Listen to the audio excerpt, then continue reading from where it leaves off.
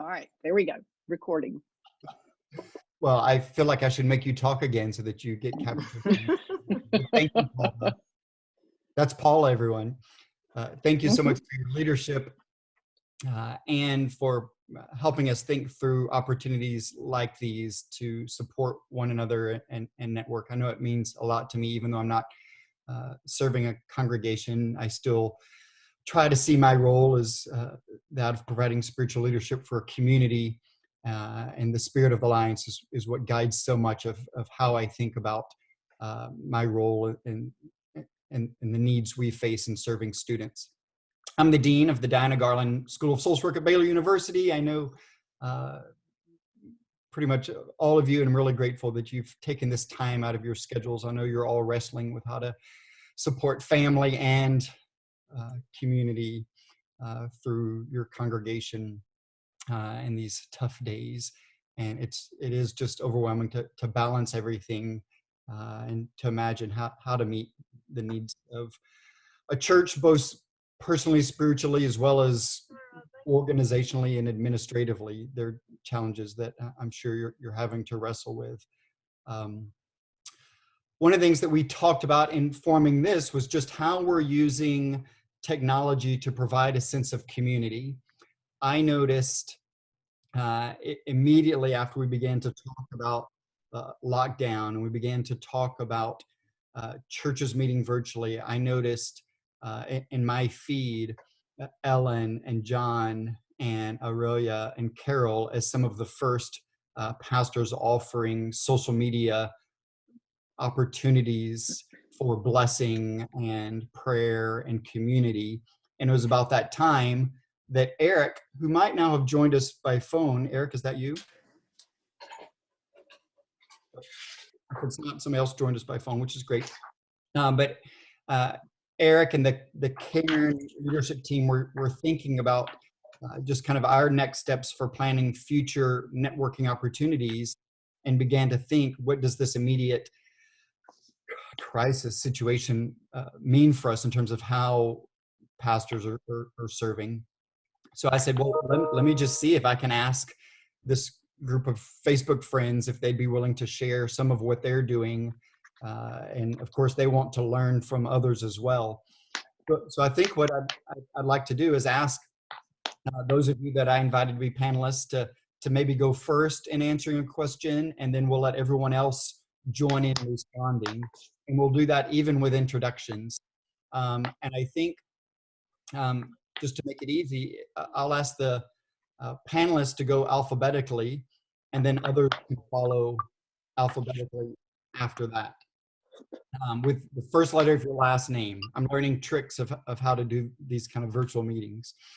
While you're not talking, if you would mute your microphone, that's great, Leah. You can also turn on the chat function at the bottom of your screen. There's an opportunity to turn on chat. That way you can say hello, make notes, and ask each other side questions, those kinds of things, or maybe pose another question that you want us all to answer. So I think as part of the introductions, if you would introduce yourself and where you're serving, maybe how long you've been there, and maybe just as an expression of vulnerability, how are you feeling at this point? Just a general sense of how are you feeling in your role?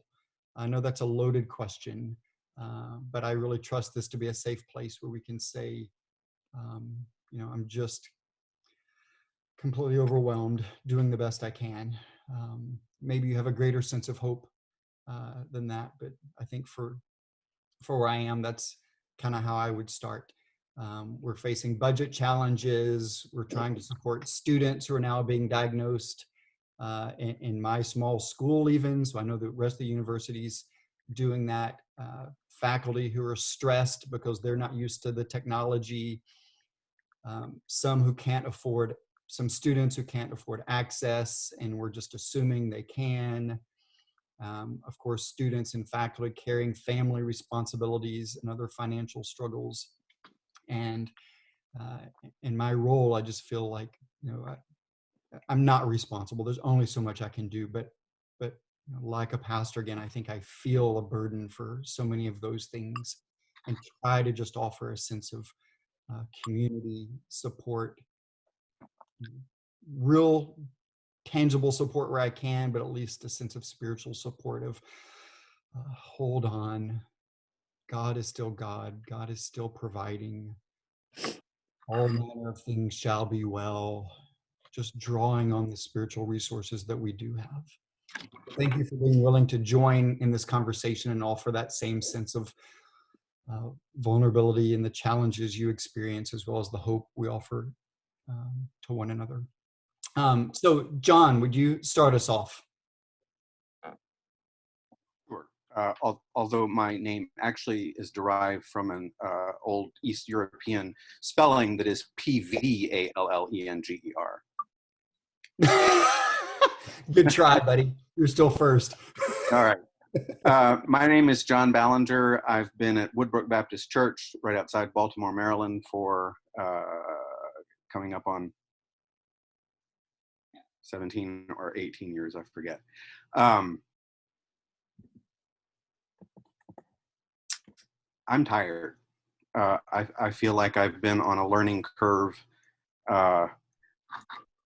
and it's as steep as I guess the one was in elementary school. It just seems like, you know, there's always a new platform to learn, or the specifics of how to do something.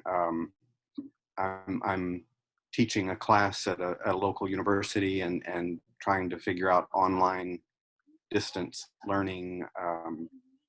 It's overwhelming and exhausting. And you know, going into this, we kind of said, look, you know, it's going to be a different kind of schedule, and maybe there'll be time to do some things you haven't done before. And I feel like I have less time now to myself than I have in a long time.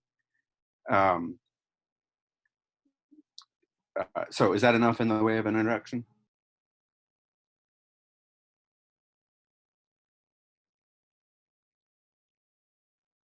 Yes, that's great. Ellen.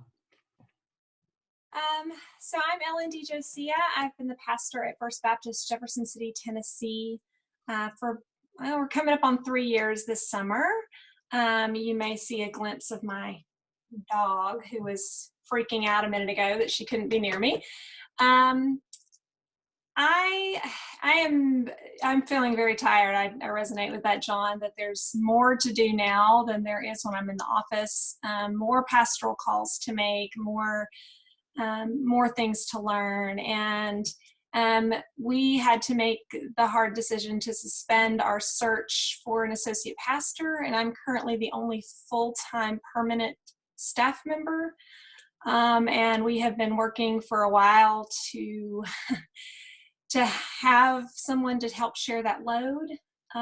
So just knowing that, you know, it's the right thing to do, because we just don't know financially what we will look like on the other side of this. But it's discouraging to just think, okay, I'm still going to be the one up at night thinking about this. It's still going to be the load that primarily I will carry. I mean, we have great lay leaders who also will carry that, but I just feel a little discouraged today, knowing that this is a long haul through the virus, but also for our church, another long haul until we can have more help.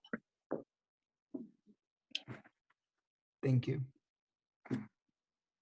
Carole.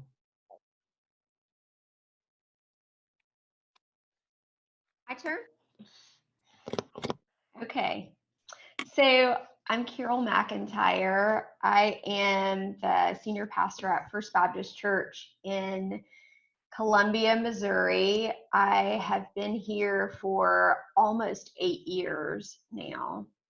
And how I'm feeling, I think I have to say it like day by day. Today, I feel better, minute by minute, maybe.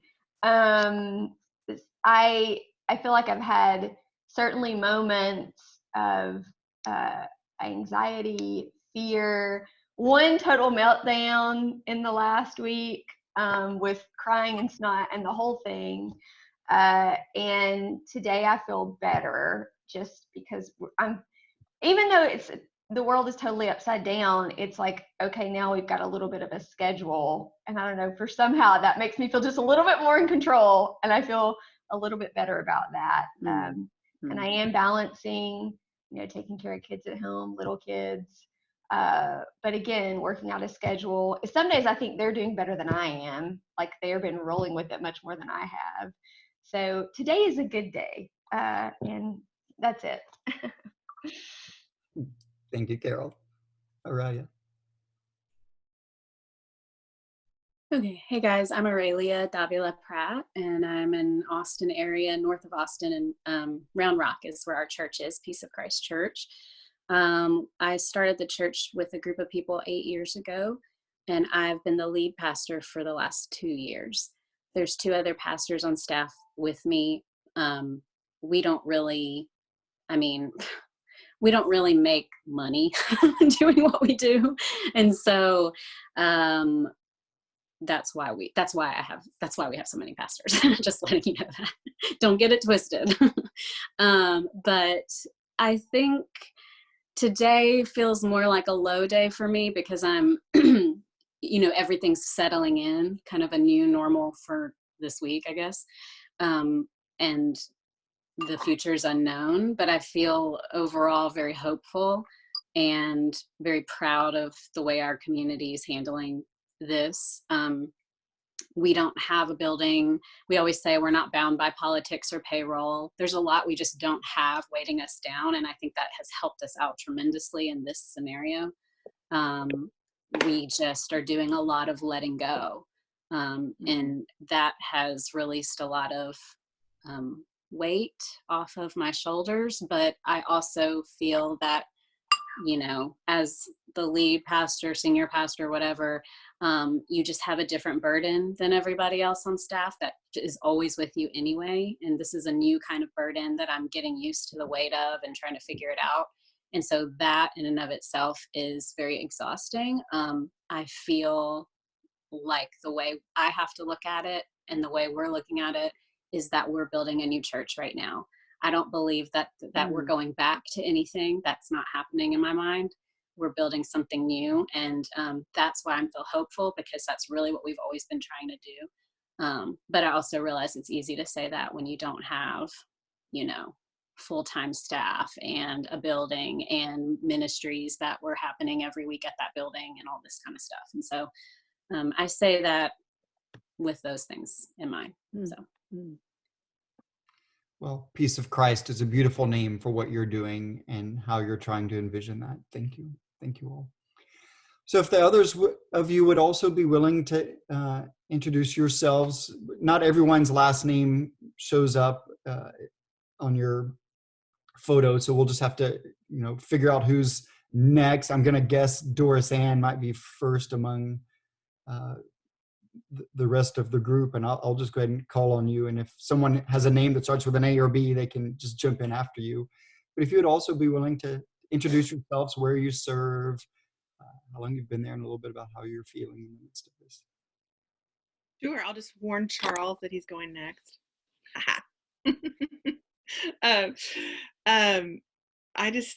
It's really fun to see Waco. Oh, by the way, Waco shirt. Thank you, Anna Clark, for sending that to me. And so all my Waco connections here. Oh, and also for you, Ellen, the dog. Yeah. who loves going to work with me every day now.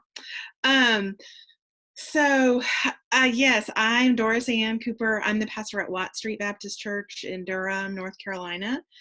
And I've been there for 6 years this summer. And I think I am in the I'm numb today. I don't feel particularly overwhelmed. I don't feel particularly anything, because I am in many, many, many moments very overwhelmed. So this is not an accurate long-term place I am right now, but I can feel my internal pivot from kind of chaos, got to do worship again differently this week, to have to write a sermon. And so I can just kind of feel myself sort of closing in on that. I think that's kind of part of what's going on with me. And then after this, I'm going to go up to church and see what all I need to bring home to do worship from home on Sunday. We've been doing it. This will be the third different way we've done worship. The first week we were in the sanctuary, just the staff. Last week was Youth Sunday, so we actually pre-recorded everything and spliced it together. And then it just because they were all in different places, we couldn't imagine doing it live. And then this week we're going to try Zoom to Facebook. And so we'll see. But all that is just like, there is still a huge learning curve and all of that. And so it's that balance we're all trying to find of creating new scaffolding for things, but then also responsible for the content that goes that scaffolding supports. And so that, I think, is where some of the biggest stresses are for me.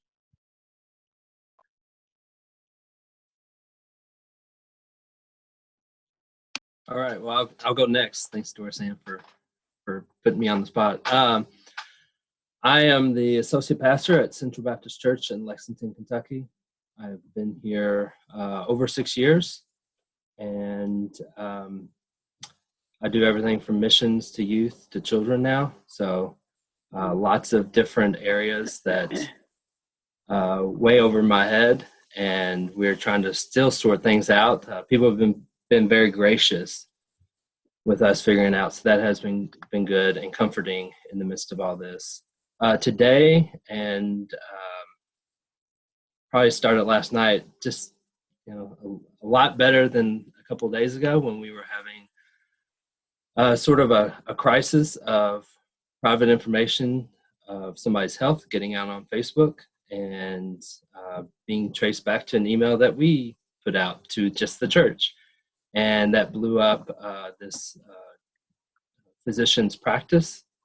And we were kind of in the midst of all that crisis management. So that was one reason that I saw this email come through and picked up on it. I wanted to hear kind of other things going on and other challenges and how you all are responding. But as far as me personally, I have 3 kids under the age of 8, so I am 100% dad all the time right now, and waiting till bedtime to get work done, which is turning out to be very exhausting. Mm-hmm.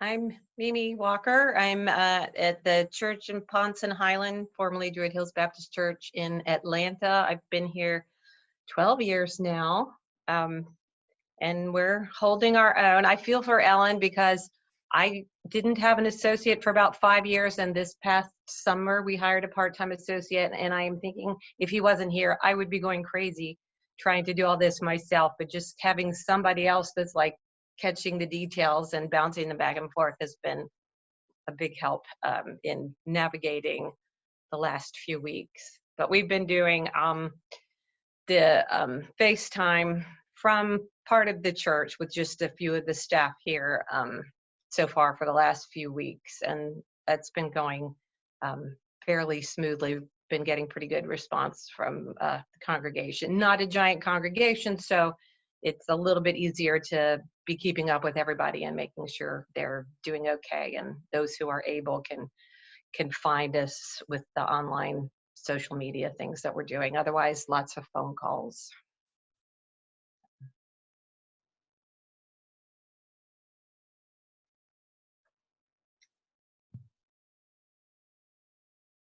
Lauren, do you want to talk, or Eric?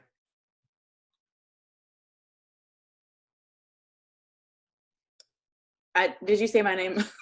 Yeah, go ahead. Oh, sorry. I was muting you all because I have a child in the background here. And I just messaged Paula, but I'm actually going to have to get off because we have an occupational therapy appointment via telehealth for him. But I'm Lauren. I'm from Greenwood Forest Baptist Church in Cary, and I've been the senior pastor there for eternity and really just 3 years. but I've been there for about 8, and I have a 5-year-old and a 1-year-old, and this has certainly been a wild ride. Trying to figure out exactly how to manage all this and allow my husband to work 40 billable hours in the process and make important decisions for the church and our childcare center. I certainly have lots of questions about the long-term plans of what we're doing and how to sustain ourselves. And, you know, like many of you, I don't know that we can all continue to work all day and all night. And so what does this look like for the long haul? It's really good to see your faces and to hear about some of your ministries. And Paula said she'll send me to the video recording. But thank you for being here. It's good to see you all. Leah, Lauren, thank you for joining us. There's a particular other opportunity coming up. Leah, will you go ahead and talk about what the Alliance has asked you to do as part of your introduction? That might be something this group would be interested in. Sure. It looks like sometime next week, and I'm not looking at my calendar right now because I'm trying to just pay attention to y'all instead of all the other things to look at. Sometime next week, where we're going to have a gathering of pastors to sort of check in emotionally, to kind of feel our way through some of this, not so much with the technical parts, but about the pastoring parts. Like, how does it work to pastor? If I can I just take a little minute? I'll tell you my favorite story in the whole world is about a healer who's working on someone's back and working on the back, and then every now and again reaches over to the bedpost of the bed and holds their hand. The healer holds her hands there.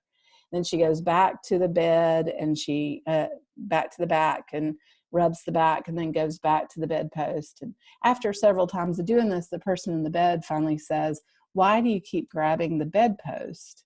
And the healer says, "I need somewhere to put this pain, and the bedpost won't hurt."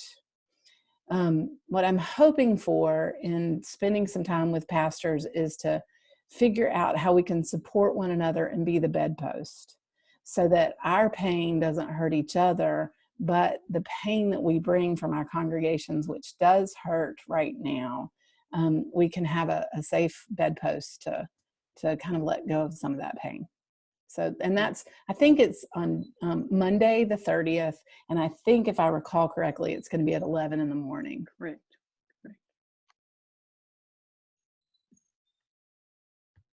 Thanks, Leah.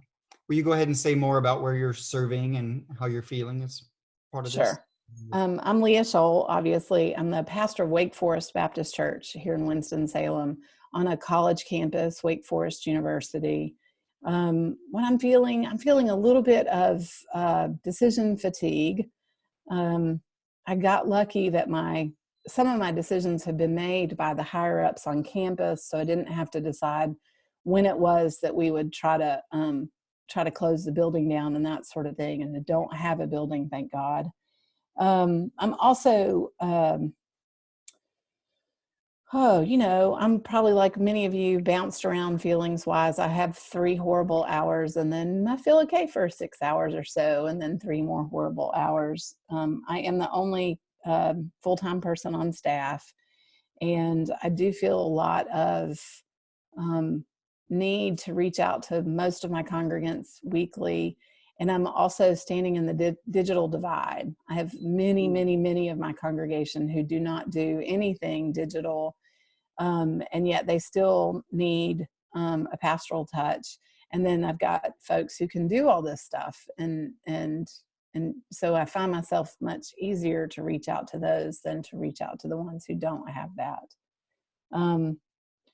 And I think that the decision fatigue is really just the thing. So, and balancing that, of course, with family and I'm kind of a newlywed, and moving the office home to the house and all that sort of thing has all been a struggle, just like everybody said. Anyway, I'm glad to be here with all of y'all. Thank you. Eric, can you talk? Do you want to say hello? Yeah. I guess I might be the only Eric on the call. I can't see everyone. But sorry I was late. I was having trouble logging in a little earlier. My name is Eric Kane, and I'm on this call interested to be a part of the conversation and to also listen. I'm a part of the leadership group for Cairn, which I think Paula and John talked about at the beginning of the call. I am currently living in southeastern North Carolina on my family's farm, kind of wrapping up a sort of sabbatical space I've created. So it's been an interesting time for me in various ways. So I'm not currently serving in a congregation, but I have been following along with the congregations I've been a part of and the congregation where I attend here in the area. And it's been really interesting to see some of the creative things that some congregations are doing, but also hear and listen to some of the challenges that are being faced, particularly in rural areas like where I'm living right now. And Leah talked about some of those, even though she's not in a rural area. How does a congregation in a rural space, for example, the church where my parents attend, where people don't have access to the internet in large parts of the area, or use computers, how do you continue to provide that space not only for worship but for pastoral care, for connection? So I've been talking through some possibilities with some people during this time too, and just seeing kind of what's available as far as resources online. So yeah, that's all I'll say for right now. Thank you, Eric, for your support and invitation to this and the leadership you provide this Cairn network. Well, this next question I'll ask just the panel, and then I'll ask the panel one more question, and then we'll just open it up with the time we have left, so we can be wrapped up at 1. So the original kind of spark for this, I mean, while some of you mentioned, there are larger pastoral needs, there are technical needs, a part of what piqued my interest was the creative approach to support that you were offering. So I'd like to ask you, what is one thing you're doing that's creative, that's new and different? And it might be the thing that I saw, John's coronavirus blessing, Aurelia's coffee with the pastor, Ellen and Carole doing something similar. So mention that and how it's going. And then maybe what is it also missing, or who is it not reaching that you kind of worry about? I mean, does it work great for those on Facebook, but half your church isn't on Facebook? So then what is kind of what I'm wondering. But maybe it still provides a really important niche that you're continuing to do because of something you've heard. So I'm just kind of curious, first, what is it you're doing? How has that been? And then what else are you sensing a need as a result of what maybe that isn't filling? John.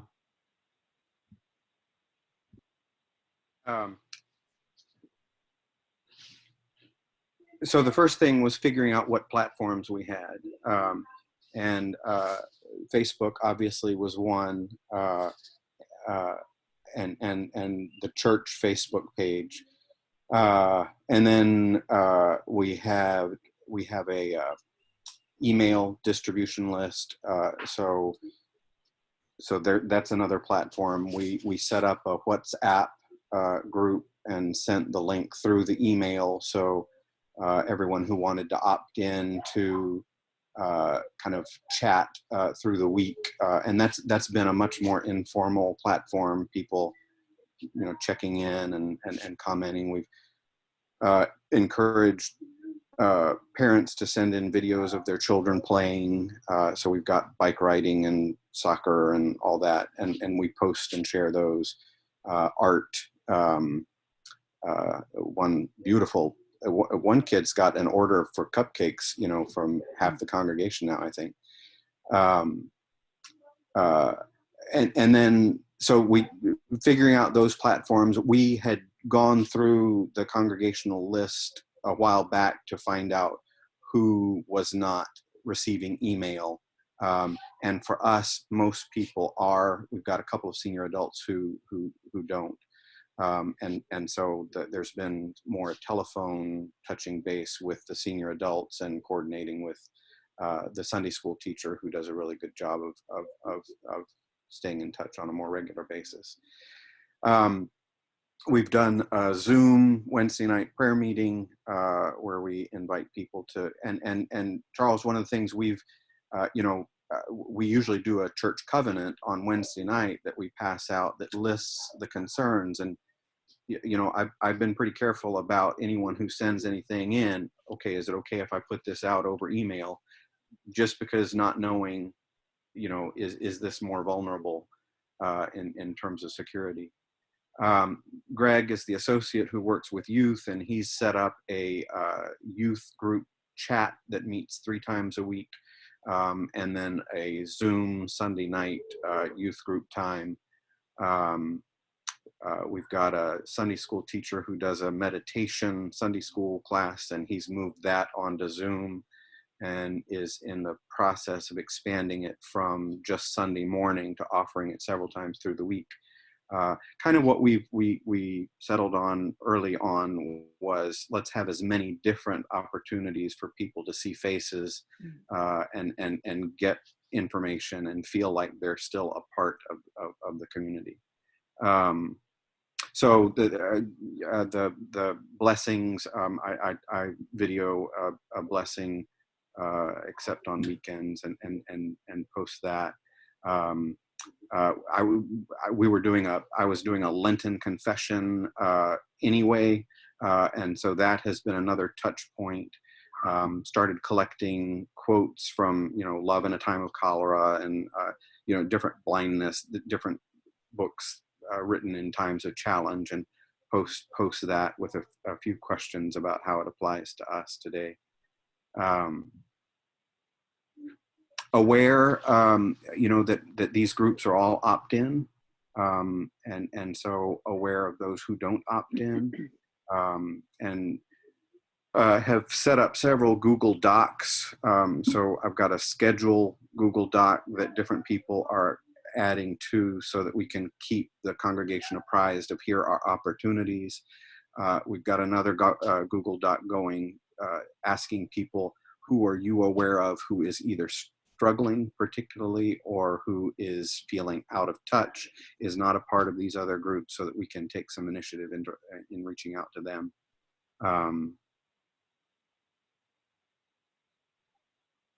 Let's see, I think, oh yeah, I started an Instagram thing and I've about decided that's not really for me.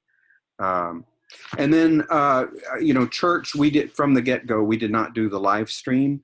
I have a teenage daughter who tutored me through iMovie, and we've been collecting videos of different congregation members, either reading scripture or participating in a responsive or contributing something musical, and then put that together into a movie that we then post on Sunday morning. But then, it remains up. The drawback is it's not live. You don't get some of that immediate feedback and interaction. The positive is it's not just my face or, the staff. It does feel like it's more the body. Because I'm teaching, I've had to figure out some, how do you present information to students? And so I'm double dipping and using some of that to put out a Sunday school lesson in Keynote with narration. I think that's enough. It's quite a list. Thank you. It is. Ellen. So the first thing we did was to gather a few folks in the sanctuary. We canceled starting on May 15th, which was sooner than it was happening in our area. There was still very much the idea that, oh, this is not going to be a big deal, and nobody could believe that we were canceling. And I just said, guys, yeah, this is not, let's go ahead and get ahead of this a little bit. So for a couple of weeks, we gathered and recorded pieces, and like John, we put it together in iMovie because we just didn't know how the streaming was going to hold up, and quite honestly, we felt like everybody's going to be streaming at once, and I had no idea if Facebook could handle it.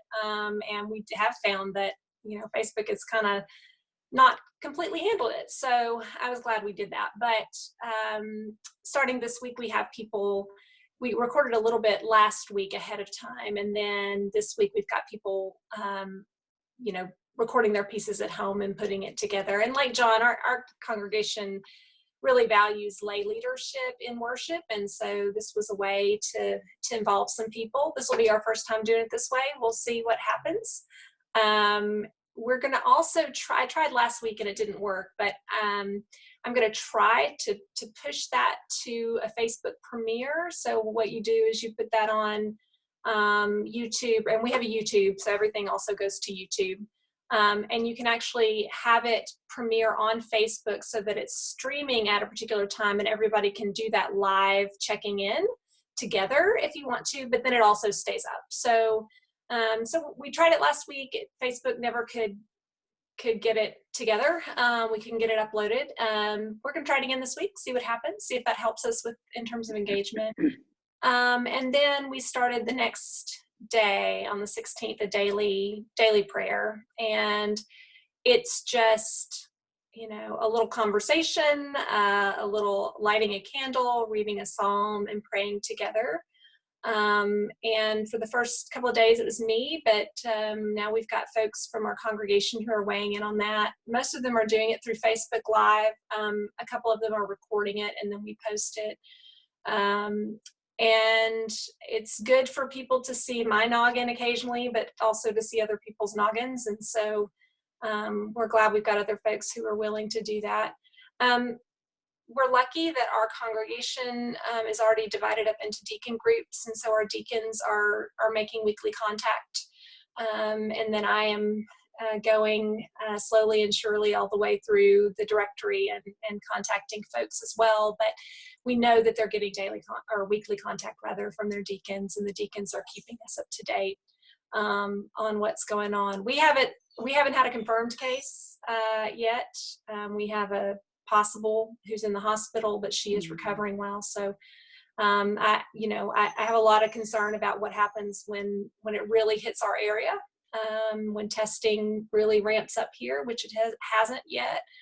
And most of our people are able to either get to Facebook or YouTube. But for those who haven't, at least they're getting calls at this point.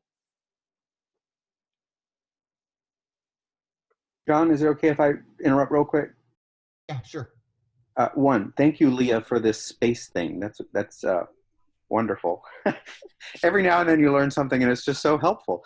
And then also, we have found with the iMovie, splitting it into two parts instead of having it be a whole one makes it a whole lot easier to upload. So if you're moving in that direction, you might want to consider that. Carole.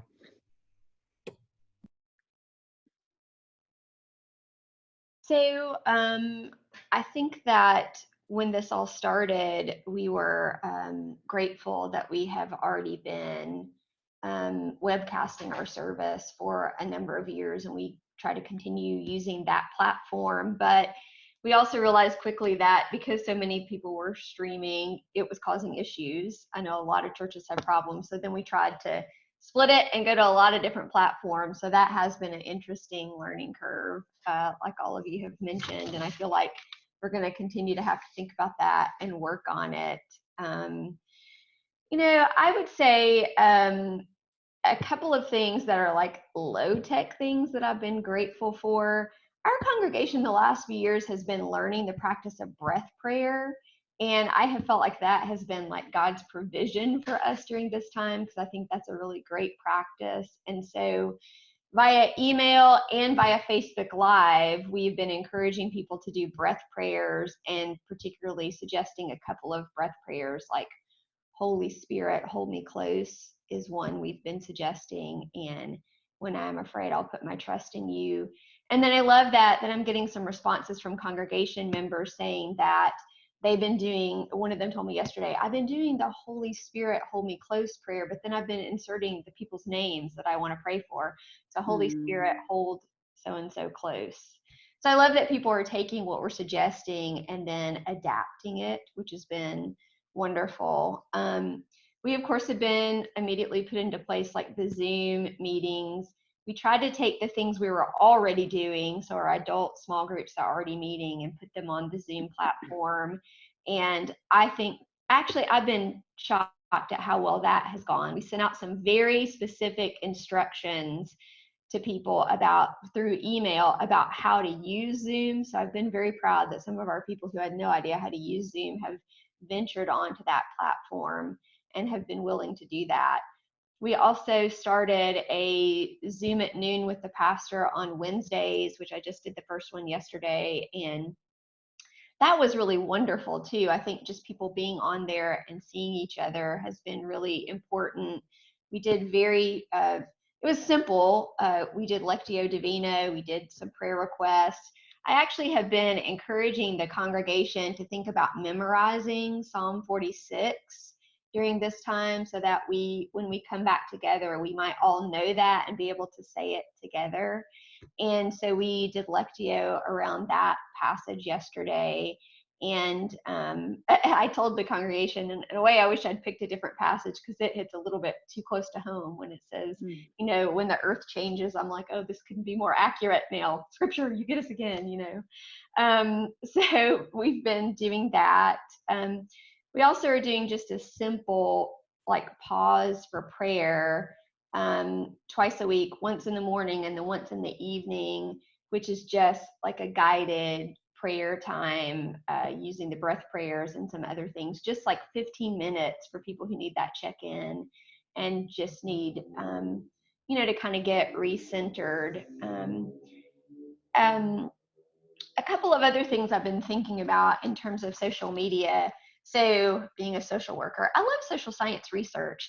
And, you know, the social science research says that social media is better for us when we actually interact with it, than instead of just like scrolling. That's not really that healthy for us. But if we're interacting, it can be healthy and can help create community. So I've been really encouraging the congregation, don't just look at the posts, comment on them, you know, be engaged with them. And so we've tried to put a lot of social media posts up that can get people to interact.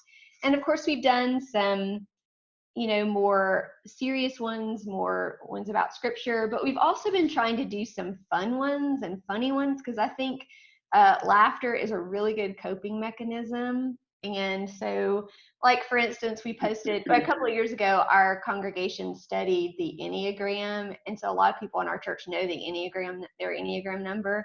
Yeah, John. And so we posted this video about like each Enneagram's number's response to the coronavirus, which is just really funny. And so quite a few people in our congregation engaged with that one to say whether or not they thought it was an accurate description of their Enneagram number. So we've been having some fun with that. Again, posting interactive things. We have a post going about what have you seen in the community that's been good? Where have you seen kind of goodness happening? And we encourage them to keep the thread going. So it'll be one that'll just keep scrolling as you see something good, post on that. So trying to just use social media in interactive ways.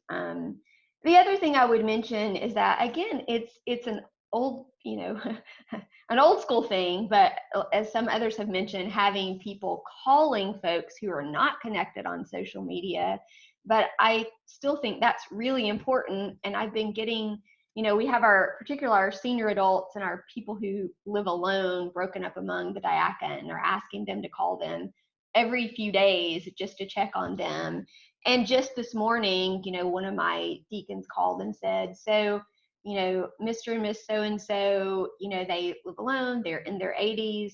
Their daughter is telling them, order your groceries online. And they're saying, we don't know how to order groceries online.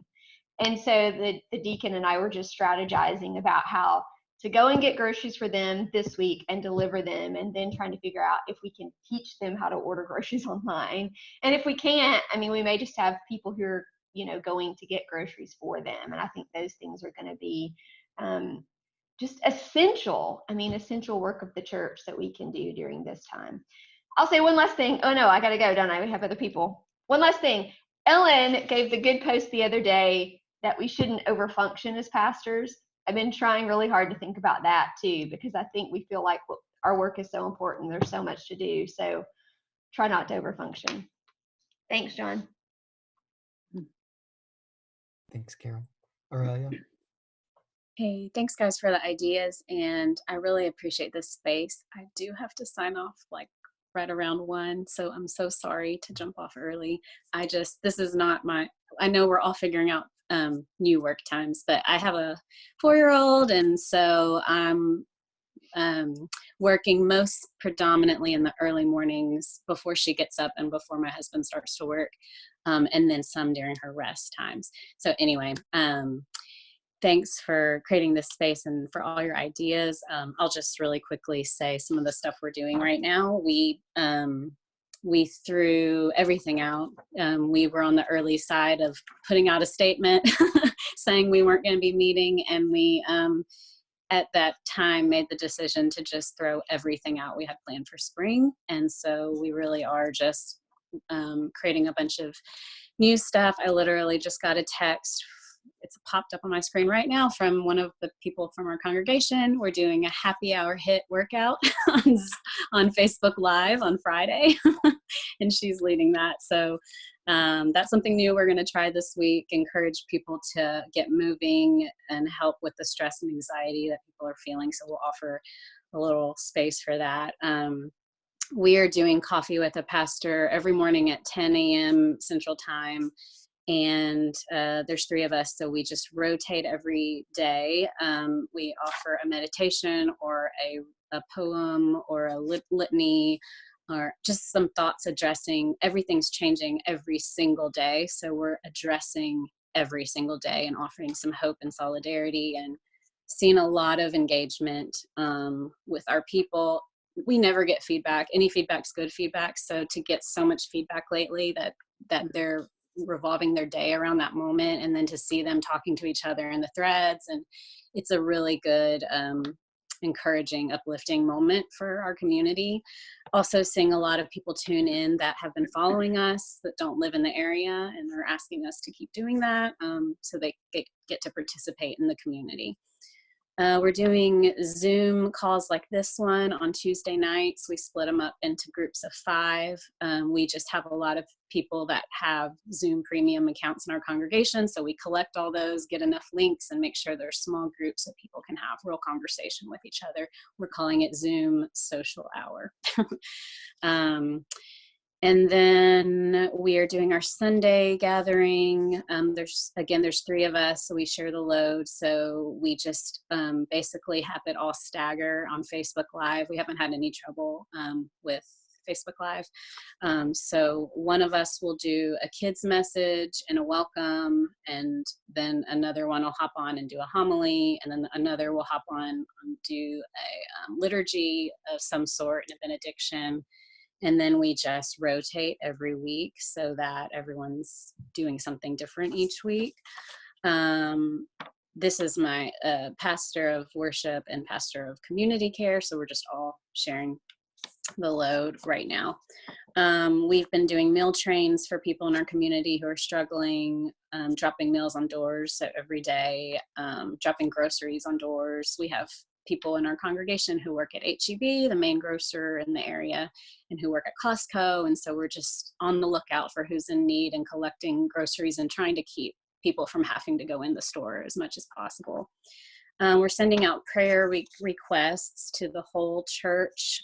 There's a form people can fill out, and we'll send them out every week, but we formatted them really creatively so it gives you the feel of participating in a liturgy. There'll be like a Tizay posted up top, and then there will be one person's prayer request and a response, "Oh Lord, hear our prayer," and just encourage people to really make that a moment that they participate in. that's happening with everybody. And then we're going to start doing, like, parents and teachers in our congregation uploading, sending me a video of a craft they're doing with their kid or a project they're doing with their kid. And then we're going to share that so that people can get ideas for their kids, but also so they can see other people in the congregation's faces again, and so that the kids feel like they're being spoken to. We're mostly young congregations, so we have people of a variety of ages, but it's predominantly younger families. So we really don't have an issue with people not being on social media.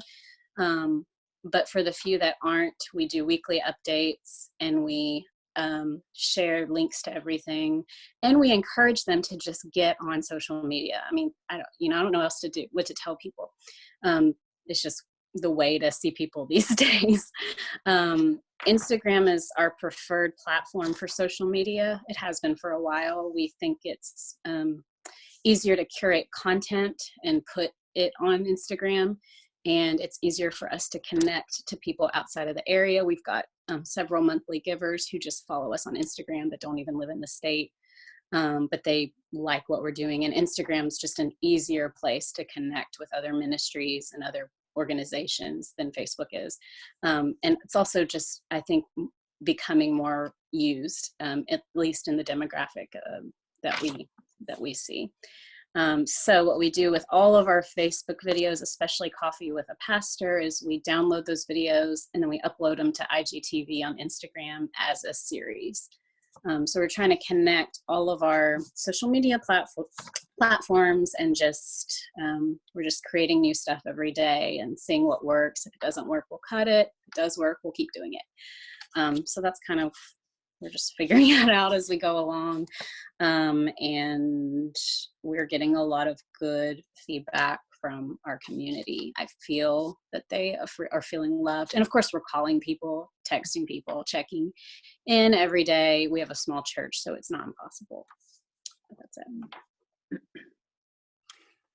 Thank you all so much. It is one, I do want to be mindful of our time and call us to wrap up. If somebody has an urgent question, and people are willing to stick around, that's fine. We can, I can certainly leave Zoom on for those who want to just connect and talk. I asked people to share their emails by chat. So everyone who posted their email, I can email that group and share it. So you're not having to capture everybody's emails. If you don't want to take the time to do that, I can just send a group and share everyone's email who has posted it in the chat so that you have those. That's a way to ask if you have technical questions about, all right, John, help me figure out iMovie, or Aurelia, tell me more about IGTV. Any of those kinds of things you can follow up with one another on for more technical. I really wanted you just to kind of hear from each other and to begin to think about how to share this with others who might be interested in this support. If you have other ideas for similar conversations, I think we all know 2 or 3 other pastors who would be interested in this. I'm sitting here thinking I should have invited the Waco group to join us. You might have a similar network that you think would be interested in this. Let me know. I'll share that with the CARE network. This is what we do, is we want to provide these kinds of opportunities. If you know of other groups providing similar opportunities, we don't need to be redundant. I've begun to see other church affiliated groups providing supports. So if you have other things that you think we ought to know about, please also share those with me or Eric or Paula. But the Alliance and the CARE network in particular wants to be this kind of resource. So thank you for providing us this opportunity to hear from one another, to be community for one another, at least for this moment of time. I do wish you a prayer of peace and hope in these days. Thank you all. Thank you so much for setting this up again, John. I really am grateful to be a part, and I'm really sorry to jump off so fast. Totally fine. I wanted us to close now anyway. Hey, John, I just wanted to say, I read something this morning that was kind of disturbing for those of you who are relying on Zoom, to be very careful about that if they are open meetings that do not have passwords, that people are able to hack into them and put porn on your screen. So just keep an eye on your Zoom stuff and make sure you're doing what you can. We had a Zoom with our kids last night, and I thought, holy cow, that would have been really horrible to, suddenly. So what did your church do this week? Well, we showed pornography to our children. So just to keep an eye out for making sure your Zoom meetings are all not accessible to gross people. So Thanks, Ellen.